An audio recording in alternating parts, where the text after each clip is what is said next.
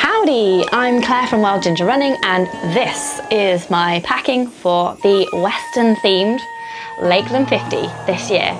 So I'm going to be taking you through the hilarious mandatory kit list that the race organisers have put together online, and also a few bits that I'm just carrying myself. All this is going to fit in this. The first item on the mandatory kit list is the first aid kit. I've double bagged it so that it doesn't get wet and soggy, but inside it's got some K-tape for blisters, some gauze for any bigger blisters, a packet of tissues, some self-adhesive gauze, paracetamol, a dressing, anti-friction cream from CDAS, some plasters, some wipes, a tampon in case me or anyone else comes on their period during the race, then some pre-cut K-tape for my toes. So that's my first aid kit. Next item on the list is full waterproofs with hood. So I really like the Podium pants. They weigh about 100 grams. They're really stretchy. They're a little bit fragile, but so I just saved them for racing. And they pack down really small as well. Look at that.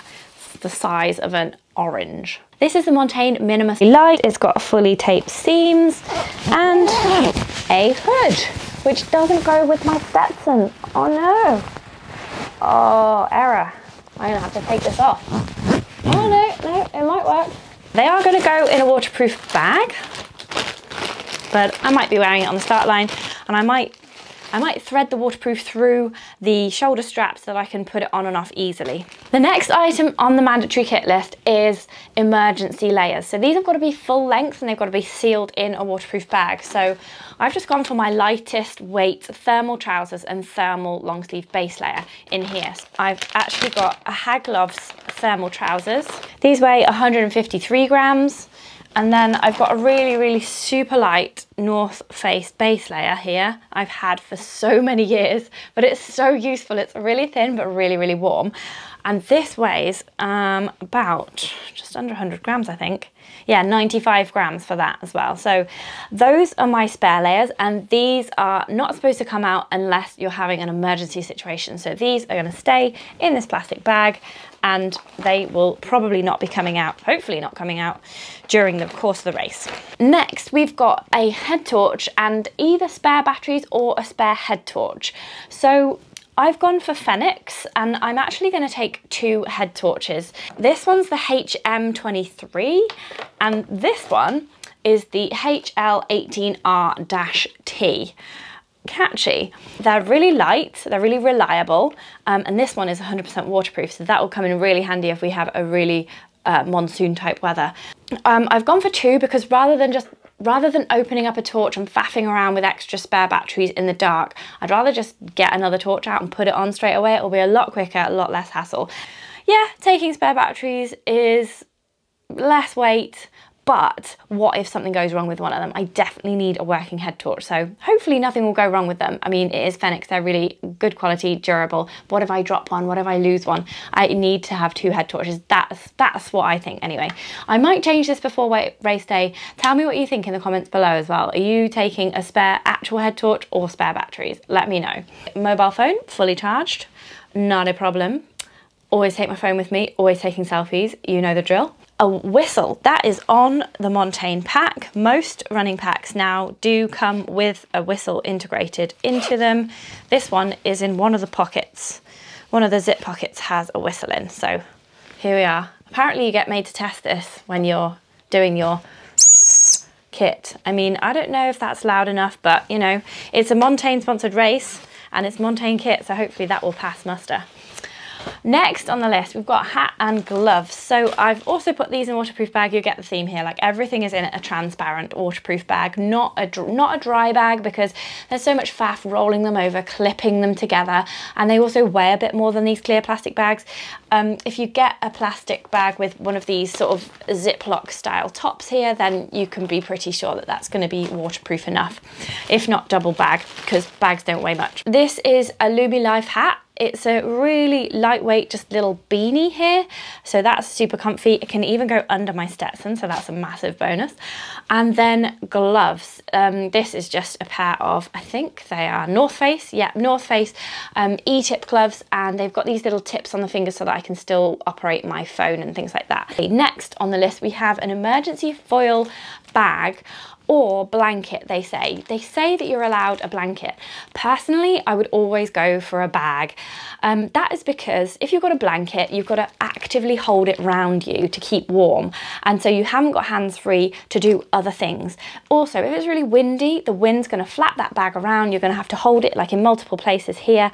And it's just an extra thing to do. And it's just not as good as getting inside of a bag. I haven't actually had to use one of these in anger, but I know people who have, and it's definitely worth its weight in gold. So that is why I take a bag, not a blanket ever, no matter what it says on the kit list. So then we come to the emergency food. So you've got to take 400 calories in a sealed plastic bag. So I did look into gels, but the gels were surprisingly low in calories. So I had a look on the back of the packet of Jelly Babies, and sure enough, 100 grams of these is 330 calories. This is a 190 gram bag. My husband has stolen a few of these, so it weighs 150 grams now. So I think that is for pretty much 400 calories plus a few spare. You're supposed to finish the race not having eaten these. So I was going to take gels that I don't like the taste of, but then I thought, no, if I do have to eat them, I do want to take something I actually like. So I can eat a few of these before I go under that 400 calorie limit there. Then a map is next on the list. So we get given one of these, a registration. This is an old one from a few years back when I went to cover the race with Trail Running magazine. It's got the route marked on there. They also need you to take the road book as well. You'll get that also at registration. But I'm going to be putting the GPX file on my Garmin 255 because especially at night, I want to just be able to double check that I'm going the right way. And I want it to beep at me if I am going off course as well. So that is going to be in addition to the map that they give us. A compass, I've just got a little £5 one from like a Go Outdoors type place. A solid cup, not a collapsible cup.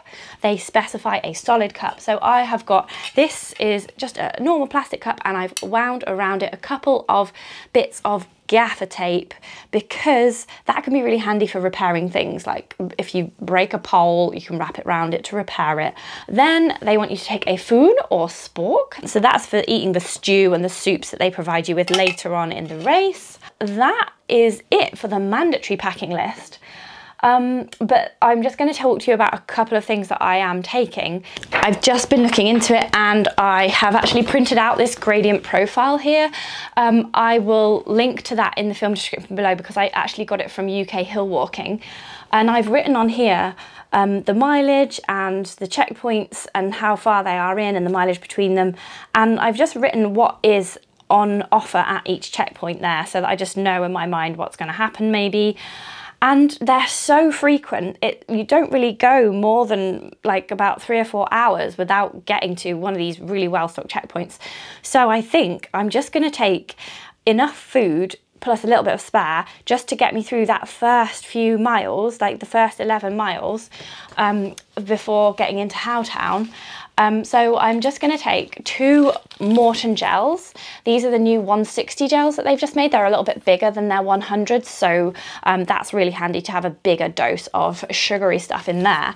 And I'm also going to take a little bit of more natural sort of real food. This is Supernatural Fuel. This pouch in particular is oats, banana and maple syrup, and it is my favourite one. They do 3 other flavours.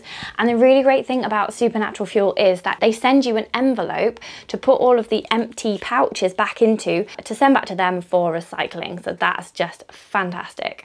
Definitely on board with that. Apart from that, I just thought I would line one of the pockets of my running pack with this quite strong plastic bag, and I would just take a few bits of whatever I fancy from any of the checkpoints and just put it into that bag and then carry on walking out of the checkpoint eating it, and then, you know, have a few, you know, sweet bits at the bottom to munch on the way around. So that's my plan. I've seen quite a few people in the Facebook group have advised to do that, so I think that is a good idea. I also just want to quickly mention currans.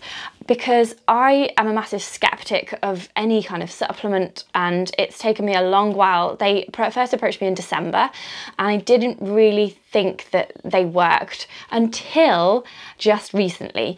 So basically it's a blackcurrant extract. And it helps you with muscle soreness and DOMS. I didn't take it on one of my 20-mile training runs when I was basically doing hill reps for 20 miles, running and hiking. And I didn't take it, and my hips, my joints, my knees and my hips were really achy afterwards. And then I did take it on my last 20-mile training run, and I just felt like I was cheating. I felt like I'd got away with it. Everything felt like just easier, like lubricated in my hips and knees. So I'm definitely going to be taking this on the Lakeland 50. So I'll take it every morning, a few days before. During the race I'll take a couple as well, like I did on the UTS. They're just these little capsules. Probably halfway round I'll take a couple of these, and then I'll take them morning before as well and afterwards as well, and then for a few days after, and that will hopefully ease the pain of being on your feet for that amount of time. So yeah, every little helps. So I definitely recommend those now. I'm also taking some spare socks. So I'm taking some CDAS socks. I've been wearing CDAS socks and insoles for all of my training, so I'm going to be taking these socks with me as spares. And oh my goodness, at 25 miles in, wouldn't it be just so lovely to have a new fresh pair of socks, especially if it's really wet and rainy on race day. I will be filming the race obviously, so I've got my GoPro here. I have got 3 extra batteries in here. I'll probably take a 4th as well, because I am prone to just taking footage of everything. So look out for the film on my YouTube channel after the race. Water bottles. I am going to take 2 water bottles in my pack, fully filled, so it gives me 1 litre. These are 500 mils. And I'm going to take a spare as well, because some of the sections are a little bit longer than others, especially the one that goes beside Hoard's Water. I think that's the section from Howtown to Mardale that people have said that sometimes you can need a bit of extra water on. So I'm taking an extra one. It doesn't weigh a lot. It's 20 or 30 grams just to fling an extra empty water bottle in your pack. So may as well, in case it's a hot day. You just never know what it's going to do in the Lake District. It could snow. You never know, it's July. Sunglasses I will probably take. I mean, unless the forecast is just for solid rain throughout, I probably can, with this wide brimmed hat, I am wearing this in the race, I can probably do without. They don't really suit this hat either, but I'm only taking those. I am taking this Statin, and I am going to wear it. I've sewed my Wild Ginger Running badge onto the top of it, which looks suitably Western, I might say. But if it gets really annoying, I have this Montane visor as well that I can swap to. Also during the night, I don't really know how the head torch is going to work with the Stetson, so I've just got that option as well there. And the beanie, of course. A buff, of course, a Wild Ginger Running buff. So useful for so many things. If it's really hot, I'll dip it in water and put it around my wrist, because that's a really efficient way of cooling yourself down. And if it's cold, obviously I'll be wearing it under my Stetson or around my neck. So that's just a super useful item. You can also use that as a bandage if you need to.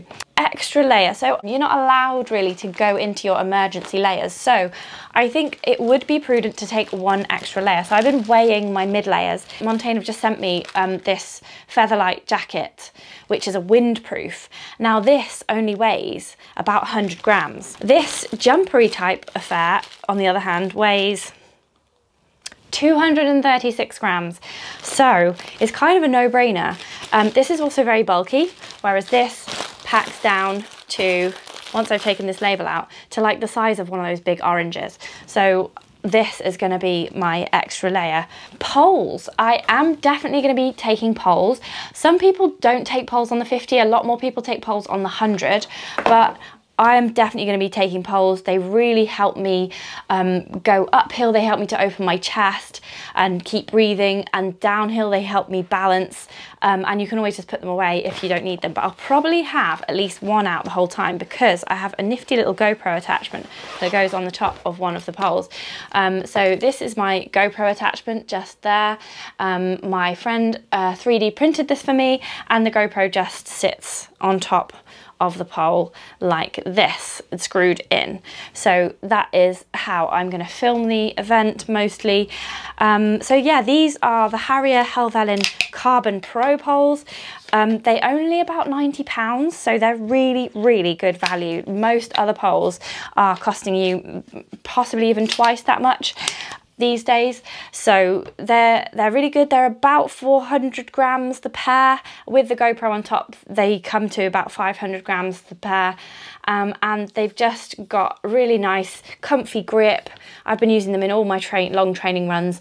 Nice fleecy lined handle grip here as well, and yeah, they're just strong. They're just really strong. I've been really enjoying using these, so I'm definitely taking these with me on the 50.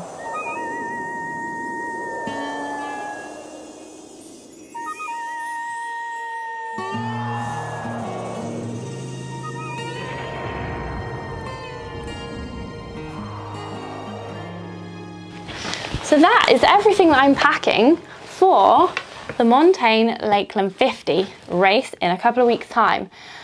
How's your packing going, and do you agree with what I've packed? Let me know in the comments below. And if you want to watch any really good coaching training videos about ultra running, I've done a series of really good chats with my coach Tim Piggott from HP3 Coaching.